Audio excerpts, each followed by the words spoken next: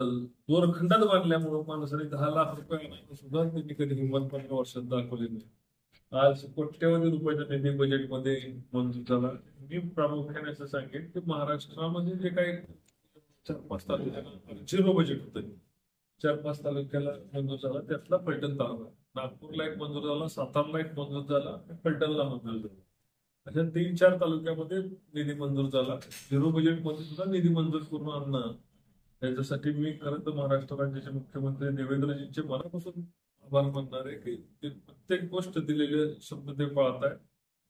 यावरती अजितदादांनी विशेष करून फलटणवर आणि आमदार सचिन पाटलांवर लक्ष दिलेले. सातत्याने आता मला विमानात आणि हेलिकॉप्टर मध्ये सुद्धा सचिन पाटील त्या ठिकाणी दिसतात आणि मला अभिमान आहे फलटणचे आमदार हे मुख्यमंत्र्यांच्या बरोबर सातत्याने फिरतात. त्याचा फायदा फलटण तालुक्यासाठी निश्चितपणे होताना दिसणार आहे. अजितदादा हे काम आता अतिशय दिलेल्या शब्दाप्रमाणे ताकद देण्याच्या दृष्टीने, सचिन पाटलांना ताकद देण्याच्या दृष्टीने चाललेलं आहे, जेणेकरून आज आपण या ठिकाणी निधीचा जो वर्षाव झालेला आहे आणि विशेष करून मेघबूबवाडी आपलं एमआयडीसी जो स्वप्न होतं त्या ठिकाणी आणखी 100 एकर महाराष्ट्र सरकारने जमीन वाढवून त्याची मंजुरी दिली आणि त्या ठिकाणी उद्योग आणण्याच्या दृष्टीने जमीन कमी पडत होती, महाराष्ट्र सरकारने त्याची गरज आज भागवली. सगळ्यांचा जिव्हाळ्याचा प्रश्न होता, त्याला माननीय नामदार महाराष्ट्र राज्याचे मुख्यमंत्री देवेंद्रजी फडणवीस साहेब, अजितदादा या दोघांनी विशेष करून आज श्रीराम सहकारी कारखान्याच्या विषयावर या सर्व मंडळींची बैठक त्यांची इथं झाली होती आणि सर्वांनी व्यक्त केली होती की श्रीराम सहकारी कारखान्याच्या निवडणुकीच्या संदर्भामध्ये निर्णायक भूमिका घेऊन लढलं पाहिजे. कारण जवळपास 3000 पेक्षाही आसपास सभासदांची मयत झाले, त्याच्या वारसांना त्या ठिकाणी स्थान मिळालं पाहिजे. विश्वासराव भोसले साहेबांनी त्या ठिकाणी सहकार जॉईंट डायरेक्टर यांच्याकडे लढाई केली आणि लढाई करून त्यात यश पण मिळालं आणि अपयश पण मिळालं. यश अशासाठी मिळालं त्यांना की फलटण तालुक्यातल्या फक्त 80 लोकांचा मतदानाचा अधिकार फलटण तालुक्यातल्या राज्यकर्त्यांनी ठेवला होता. जे श्रीरामवर राज्यकर्ते आहेत त्यांनी फक्त 80 लोकांचं मतदान केलं, तर 15,000 लोकांना जवळपास मतदानापासून वंचित केलं होतं. भोसले साहेब त्या ठिकाणी भांडले आणि मयचे वारस श्रीराम कारखान्याने नोंद करून घ्यावा असा आदेश दिला असला तरी प्रारूप पत्र त्यांची त्या ठिकाणी प्रसिद्ध झाली. त्यामुळं ज्या लोकांचे 15,000 रुपये भरले नसले तरी भोसले साहेबांच्या लढ्यामुळे त्या ठिकाणी 15,000 न भरता सुद्धा मतदानाचा अधिकार त्या ठिकाणी प्राप्त झाला.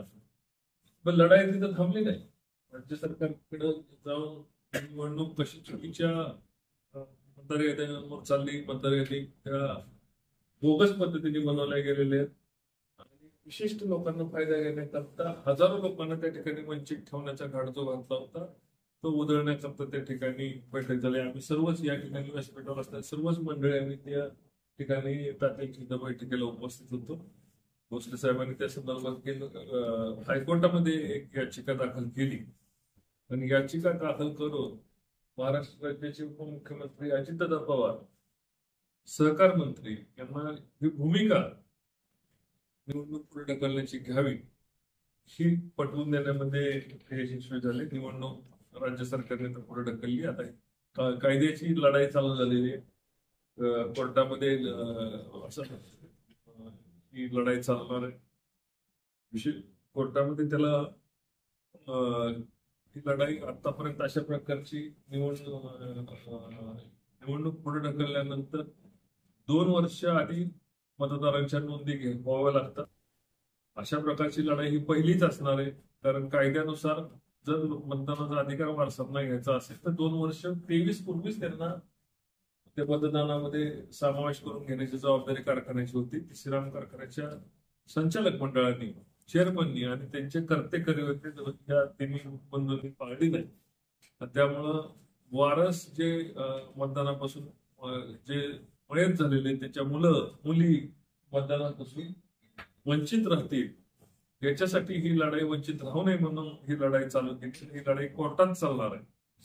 आणि कोर्टातली लढाई का हे निष्फळ लढा शेवटी अशा प्रकारचं हे उदाहरण किती टिकतंय काय होतंय हे याची आम्हाला माहिती नाही. भोसले साहेबांच्या याचिकेनंतर राज्य सरकारने त्याचं गांभीर्य घेऊन निवडणूक पुढे ढकलली. आता सोमवारपासून याच्यावर न्यायालयामध्ये लढाई चालू होणार आहे आणि निवडणूक कालावधी संपला असल्यामुळं त्याच्यावर प्रशासकाची नोंद ही ऑटोमॅटिक पद्धतीने होईल अशी आमची अपेक्षा आहे. किंवा मग त्या संदर्भात राज्य सरकार त्याच्या प्रशासकाची नोंद करेल. कारण श्रीराम सहकारी कारखान्याच्या विषयी निकम साहेबांनी पुढे आणले होते जे आम्हाला कोणाला माहिती नव्हतं की श्रीराम सहकारी कारखान्याचं भाडं कमी झालेलं आहे, नोंदी कमी झालेल्या, शासनाचे आदेश पाळले गेलेले नाहीत, अनेक मुद्दे त्या ठिकाणी ऍडव्होकेट निकम साहेबांकडे आहेत. त्याच्यामुळं कायद्याची लढाई आणि प्रशासक नेमण्याची लढाई हे भोसले साहेब निकम साहेब दोन्ही मिळून पुढे मिळून लढतील. या ठिकाणी बसणारे सर्व मी असतील, आमदार साहेब असतील, शिवराम पाटील असतील, ताते असेल, भाऊ असतील, सर्व त्या ठिकाणी लागणारे त्यांना सहकार्य करण्याकरता जे काही मुंबईत लागू आहे असं आम्ही त्या ठिकाणी सहकार्य करण्याकरता जाणार.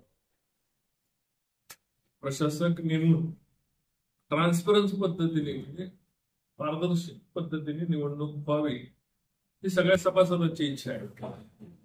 त्याच्या संपर्काने अशाच पद्धतीने निवडणूक पार पाडावी याच्यासाठी आता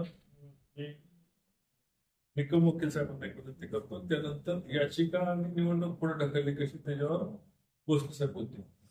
भोसले साहेब त्यांना